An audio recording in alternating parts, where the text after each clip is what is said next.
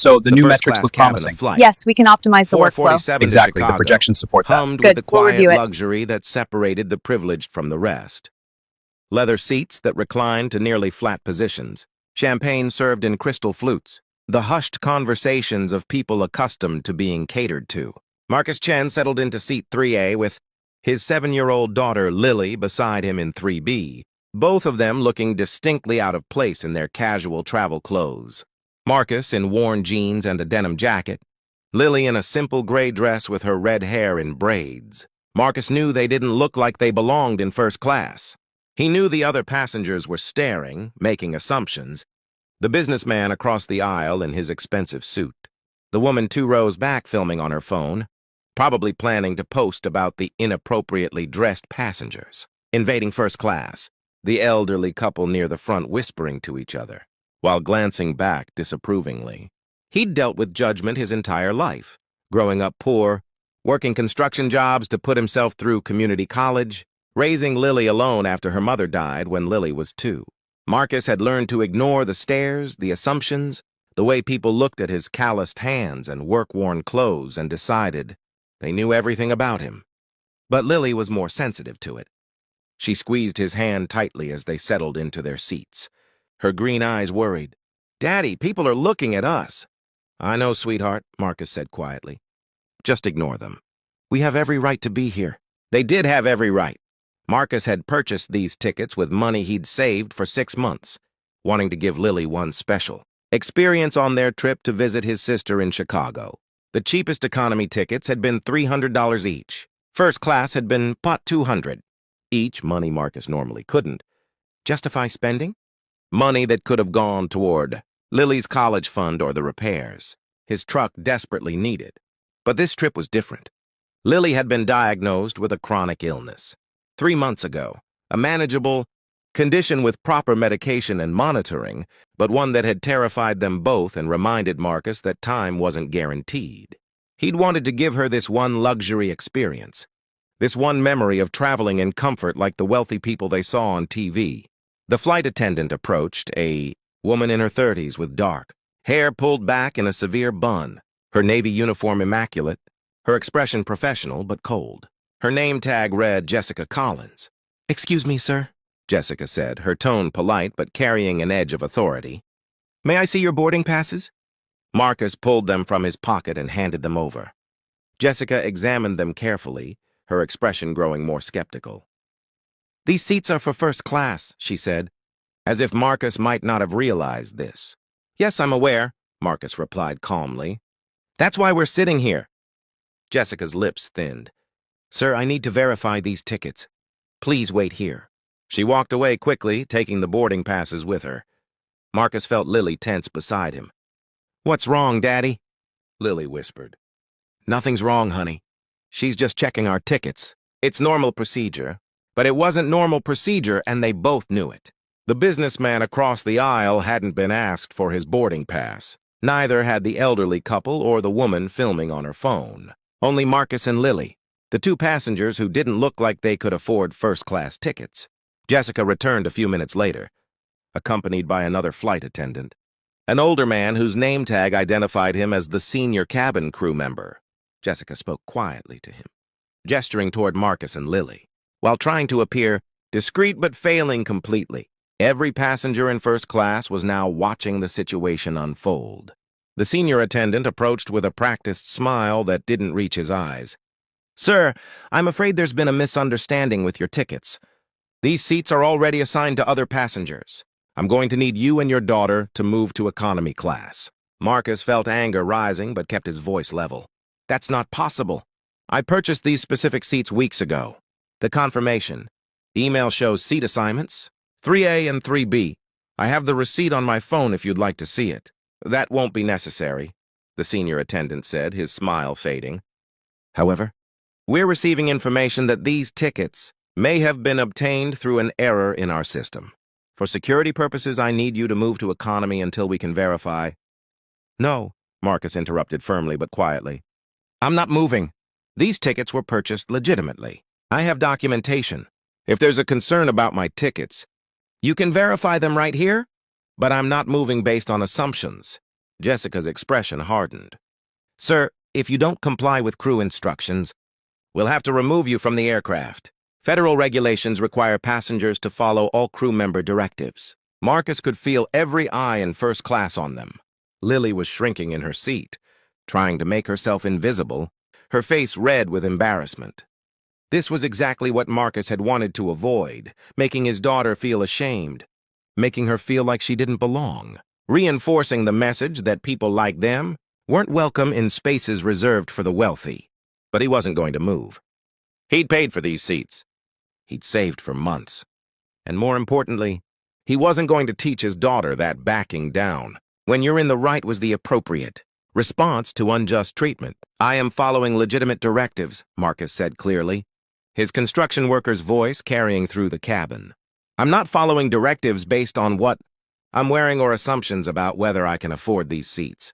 Check your system. Verify my purchase. But I'm not moving until you can show me actual proof that there's a problem with my tickets." The senior attendant's face flushed with anger. "Sir, I'm going to have to ask you to leave the aircraft. You're causing a disturbance." "I'm sitting quietly in my assigned seat," Marcus replied. "The only disturbance is your assumption that I don't belong here." "Security will be called if you don't comply," Jessica said loudly enough that passengers in economy could probably hear. Lily started crying softly. "Daddy, let's just move. I don't care about first class." Marcus put his arm around her. "We're not moving, sweetheart." "We didn't do anything wrong," a voice interrupted from the row behind them. "Excuse me, but this is ridiculous." Marcus turned to see a woman in her 60s, elegantly dressed, holding a phone. She'd been one of the passengers watching the situation unfold, and Marcus had assumed she was judging them like the others. "I've been filming this entire interaction," the woman said, addressing the flight attendants. "And unless I'm very much mistaken, you're discriminating against this man and his daughter based on how they're dressed. This man has repeatedly offered to show you documentation. He's been polite and compliant, yet you're threatening to remove him from the plane without any actual evidence of wrongdoing." Jessica's face went pale. "Ma'am, this is a crew matter. Please stay out of it." "Oh, I don't think so," the woman replied, her tone pleasant but carrying unmistakable authority. "You see, I happen to be Margaret Whitmore. Perhaps you've heard of me. I sit on the board of directors for this airline. And what I'm watching right now looks very much like the kind of discrimination lawsuit that cost airlines millions of dollars and ruins careers." The senior attendant looked like he'd been slapped. "Mrs. Whitmore, we were just following procedure." "What procedure?" Margaret asked sharply. "The procedure that says you profile passengers based on their appearance? The procedure that says you can remove paying customers without evidence? The procedure that traumatizes a 7-year-old child in front of a plane full of witnesses?" She stood up, moving into the aisle. Despite her age and elegant appearance, there was nothing frail about her presence. "Here's what's going to happen. You're going to return this gentleman's boarding passes. You're going to apologize to him and his daughter.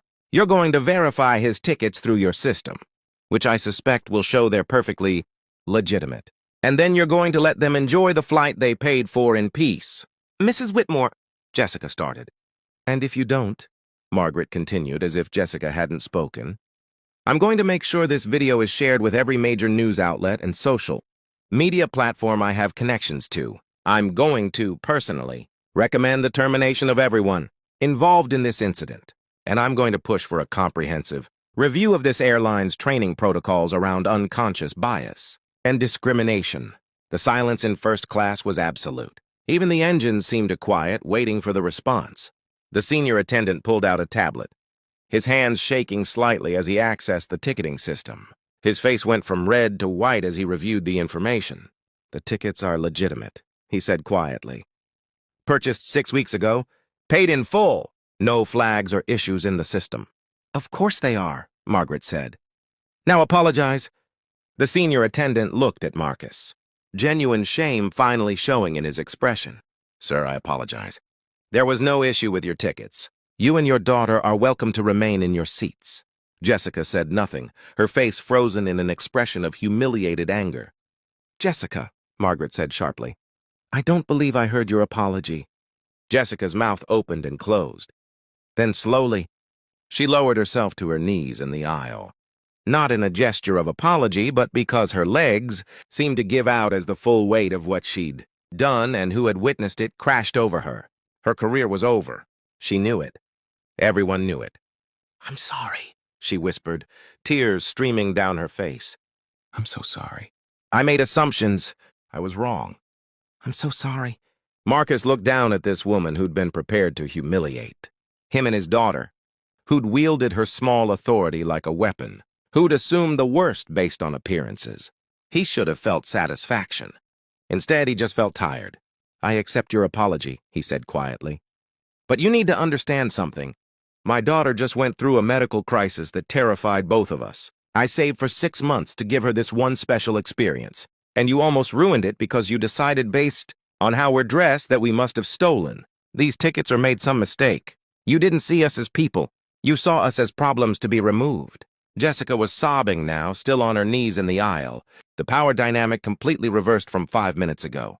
"Get up," Marcus said, not unkindly. "Just do better.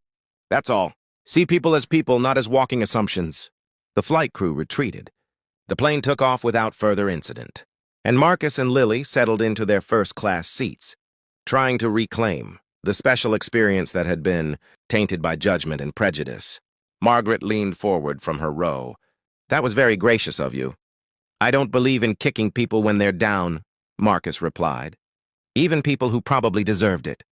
"You're a better person than I am," Margaret said. "I wanted to see her fired on the spot." Marcus smiled slightly. She might still be fired. "But that's not my decision to make, and honestly, I hope she just learns from this instead. Destroying her life doesn't undo what happened, or teach her anything except to fear consequences rather than questioning her biases." Margaret studied him with obvious interest. "What do you do, Mr. Chen?" "Marcus Chen. I'm a construction worker. Residential building mostly." "And you're traveling to Chicago with your daughter?" "Visiting my sister," Marcus confirmed. "Lily hasn't seen her aunt in 2 years." Lily had been quiet during this exchange, still processing what had happened. Now she spoke up softly. "That lady was mean to us because we don't look rich." "Yes, she was," Marcus agreed, not sugarcoating it. "But we're not rich," Lily pointed out with a child's logic. "No, we're not. But that doesn't mean we don't deserve to be treated with respect. And it doesn't mean we can't have nice experiences sometimes, even if they're rare. The lady with the phone, Mrs. Whitmore, she helped us even though she doesn't know us," Lily observed. "Yes, she did," Marcus said, "because she believes people should be treated fairly regardless of how they look or how much money they have." "Like you always tell me," Lily said. "Exactly like I always tell you." The flight proceeded without further incident. The flight crew was overly attentive to Marcus and Lily's needs, a compensation that felt more like fear of further consequences than genuine service, but Marcus accepted it graciously. Other first-class passengers, embarrassed by their earlier judgments, went out of their way to be friendly, though Marcus recognized performative kindness when he saw it. Margaret, however, was different. She engaged them in genuine conversation, asking about Lily's interests, Marcus's work, their lives. She didn't ask about Lily's mother, a question Marcus dreaded and usually led to awkward condolences and pitying looks. She simply treated them as interesting people worth knowing. As the flight began its descent into Chicago, Margaret handed Marcus a business card. "I meant what I said about being on the airline's board. I'm going to make sure this incident is thoroughly reviewed. But I'm also going to ask you something. Would you be willing to participate in a training video for airline staff? Your experience and how you handled it could be incredibly valuable in teaching crew members about unconscious bias." Marcus looked at the card. Heavy stock, embossed lettering, multiple titles suggesting Margaret Whitmore was involved in far more than just airline governance. "I'll think about it," Marcus said honestly. "Right now, I just want to enjoy time with my daughter and sister." "Of course," Margaret said. "No pressure. But if you decide you're interested, my contact information is on the card. And Marcus, thank you for handling an impossible situation with more grace than most people could have managed. Your daughter is lucky to have you as a father." After they landed and collected their luggage, Marcus and Lily waited outside the terminal for Marcus's sister Karen to pick them up. Lily was quieter than usual, processing the day's events. "Daddy?" she said finally. Are we going to fly first class again? Marcus knelt down to her level. Probably not for a long time, sweetheart. Today was a special treat. We'll mostly fly economy like we usually do. That's okay, Lily said. Economy is fine. The seats are smaller, but the people are nicer. Marcus felt his heart break a little at this observation from his 7-year-old, who'd learned today that comfort and kindness didn't always go together, that the best seats didn't guarantee the best treatment. Some people in first class were nice, Marcus pointed out. Mrs. Whitmore helped us. But she was the only one, Lily said. Everyone else just watched. Or they judged us. That lady thought we were criminals or something. She thought we didn't belong there, Marcus corrected gently. Which was wrong of her. But Lily, here's what I want you to understand from today. What happened wasn't about us. It was about Jessica's assumptions, her biases, the way she was taught to see the world. We didn't do anything wrong. We belonged in those seats just as much as anyone else. Because we paid for them and we're human, beings deserving of respect.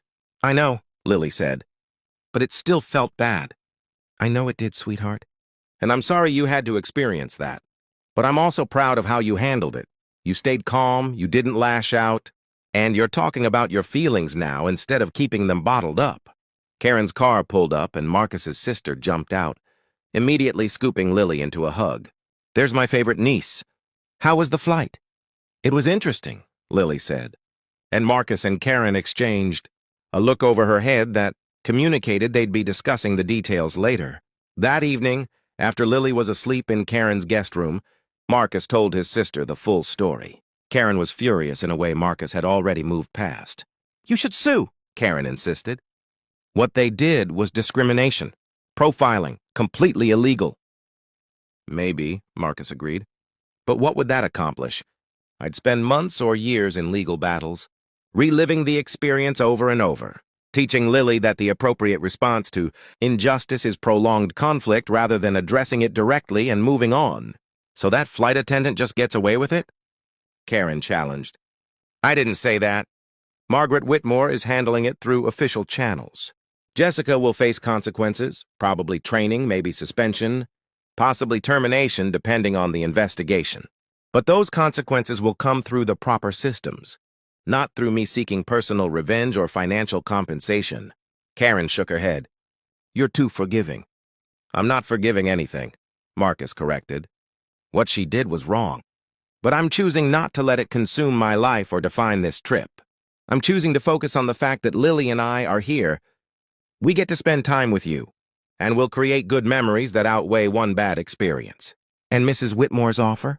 The training video? Marcus pulled out the business card, studying it thoughtfully. I don't know. Part of me wants to just forget the whole thing, but another part thinks maybe sharing the experience could help prevent it from happening to someone else. Do it, Karen urged. You handled yourself perfectly in an impossible situation. Use that to teach others. 3 weeks after returning home, Marcus called Margaret Whitmore. He agreed to participate in the training video, not for compensation, though the airline insisted on paying him, but because he wanted Lily to see that you could turn negative experiences into positive change. The filming took place over 2 days. Marcus told his story to a camera, describing the assumptions made, the humiliation of being publicly questioned, the fear that he'd be removed from a flight he'd legitimately paid for, the damage to his daughter's sense of belonging and safety. But more importantly, he talked about why it happened. Jessica Collins didn't wake up that morning planning to discriminate, Marcus explained to the camera. She woke up with unconscious biases we all carry about what wealthy people look like, what successful people dress like, who belongs in first class and who doesn't. She saw a man in worn jeans and a denim jacket with a young daughter, and her brain made instant calculations. They don't look like they can afford these seats, therefore there must be a problem. He paused. The solution isn't punishing Jessica. It's training all of us, in every industry, at every level, to recognize when we're making assumptions, based on appearance rather than evidence, to pause before acting on those assumptions, to treat every passenger, every customer, every person with the baseline respect they deserve, regardless of how they look. The training video became mandatory viewing for all.